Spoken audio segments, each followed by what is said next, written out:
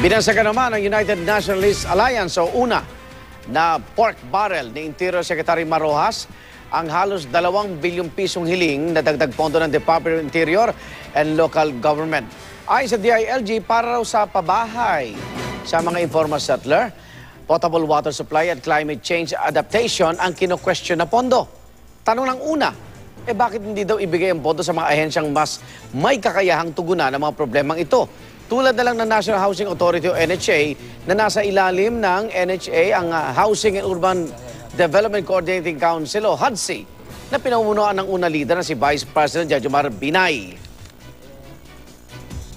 Ibig kong sabihin ng DILG, pagdating doon sa pag-aasikaso ng pabahay, ng mga nangangailangan ng pabahay, mas magaling sila doon sa NHA.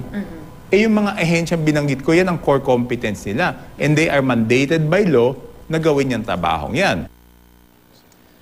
Sinusubukan pa rin namin kunan ng pahayag si Rojas, gate naman ang Malacanang pondo at mga programa raw ito ni Pangulo Aquino at implementing agency lang ng DILG.